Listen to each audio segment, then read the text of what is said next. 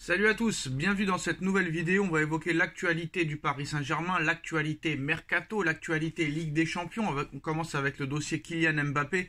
Le Paris Saint-Germain travaille déjà depuis plusieurs mois sur l'après Kylian Mbappé. Le club ne veut plus du tout de joueurs de pouvoir, de confort comme les Mbappé, les Neymar, les Messi et compagnie. C'est terminé cette époque-là pour le Paris Saint-Germain. Maintenant, le Paris Saint-Germain va se concentrer sur des joueurs jeunes ou moyens jeunes, des joueurs qui ont soif de titre, qui veulent mouiller le maillot, et bien sûr sur le centre de formation. Alors, premier élément et premier objectif, c'est le retour de Xavi Simons qui est prêté au Red Bull Leipzig. On croyait au début que Xavi Simons, qui avait prolongé au Paris Saint-Germain jusqu'en 2027 et qui devrait être prolongé jusqu'en 2028, comme Warren Zaïre-Emery devrait prolonger jusqu'en 2029 à l'aube de ses 18 ans. Un retour de Xavi Simons au Paris Saint-Germain cet été est de plus en plus probable, encore plus maintenant que le départ de Kylian Mbappé serait confirmé. Donc oui, Xavi Simons au Paris Saint-Germain, ce serait très bien. Jeune joueur, il connaît la maison. Donc je pense que maintenant, il faut lui laisser sa chance. Approche très concrète et sérieuse du Paris Saint-Germain pour le défenseur central français de Lille, Leny Yoro. Le Paris Saint-Germain souhaite recruter des jeunes joueurs français, au potentiel énorme. Donc Leny Yoro qui a failli venir au Paris Saint-Germain cet hiver. À l'avenir, le PSG veut miser sur des joueurs comme Bradley Barcola, c'est-à-dire des jeunes Français à très fort potentiel. Excusez-moi. Voilà pourquoi Paris veut recruter Leny Yoro. Il sera de nouveau une cible lors du prochain mercato estival cet été. Le PSG ne veut plus de joueurs de pouvoir comme Neymar, Messi et Kylian Mbappé. La piste Victor Osimhen est bien étudiée par le Paris Saint-Germain pour cet été. Bernardo Silva est bien une cible du Paris Saint-Germain pour cet été. Le joueur de Manchester City était déjà d'accord pour rejoindre le Paris Saint-Germain l'été dernier, sauf que Manchester City demandait une somme avoisinant les 100 millions d'euros, mais contrairement à l'été dernier, cet été, Bernardo Silva dispose d'une clause libératoire de 56 millions d'euros. Bernardo Silva au Paris Saint-Germain, bonne ou mauvaise idée? J'ai envie de te dire bonne et mauvaise. Bonne pourquoi? Parce que c'est un joueur sur qui tu peux compter, un passeur exemplaire, un joueur qui mouille le maillot, polyvalent, qui peut jouer à plusieurs postes, qualité de buteur, qualité de passeur, qualité de centreur. Donc j'ai envie de te dire oui, tous les feux sont au vert pour une arrivée de Bernardo Silva. Mais comme à l'époque, le Paris Saint-Germain a fait des erreurs dans ce genre de recrutement, le PSG achetait et recrutait des joueurs qui avaient déjà tout gagné dans leur carrière et qui arrivaient un petit peu au Paris Saint-Germain en pré-retraite et qui ne donnaient pas le maximum. Donc c'est ça un petit peu qui me fait peur.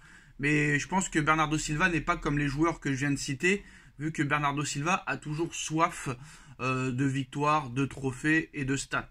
Le Paris Saint-Germain a inclus aussi le joueur de Manchester United, Marcus Rashford, sur sa shortlist de remplaçants potentiels de Kylian Mbappé selon le Times. Alors là honnêtement Marcus Rashford j'en veux pas. Que ce soit Marcus Rashford ou ce genre de joueur là nonchalant qui fait la fête tous les soirs, on vient de nous expliquer que c'est fini les Neymar, les Messi, les Mbappé et compagnie, on nous dit Marcus Rashford. Non merci, pas la peine, c'est franchement pas une priorité pour le Paris Saint-Germain, surtout qu'en plus de ça, je pense pas que ça doit être gratuit. Donc Leny Yoro, oui, Victor Osimhen, oui, même Bruno Guimaraes, pourquoi pas, Joshua Kimmich, oui, mais ce genre de joueur-là, Marcus Rashford, non merci. Le Paris Saint-Germain aussi s'intéresse à Raphaël Leao, ça aussi, ça peut être une bonne chose, mais 175 millions d'euros, ça me paraît quand même énormément cher pour un joueur comme Raphaël Leao. Pour moi, ça ne les vaut pas du tout. Leao, ça vaut dans les 60-70 grand max, mais ça ne vaut pas de telles sommes, ça c'est sûr et certain.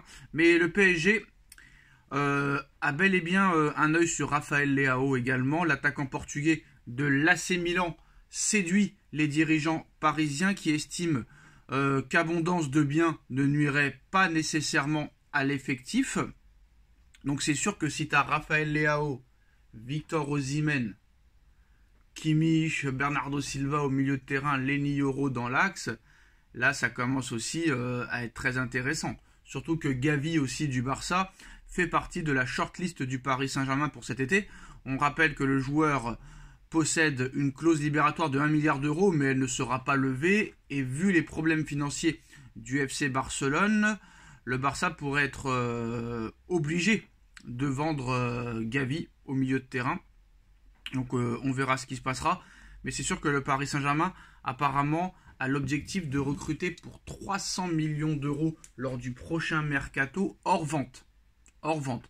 Alors on sait que les départs de Kolo Muani et Gonzalo Ramos sont possibles.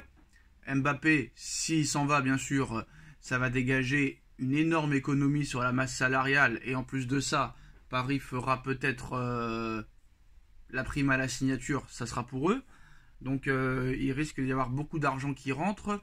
Et surtout, Paris continue à faire les économies des Messi, des Neymar, des Ramos et compagnie. Le problème, c'est les droits TV. Sachant que Neymar, Messi, Ramos sont déjà partis. Si Mbappé s'en va, le Paris Saint-Germain va avoir des problèmes au niveau des droits TV. Parce que, enfin, c'est surtout la Ligue 1. Mais le PSG fait partie de la Ligue 1. Mais les droits TV, ça va être compliqué de les vendre. Déjà que c'était compliqué avec tous ces stars-là. Sans ces stars-là, ça va être compliqué.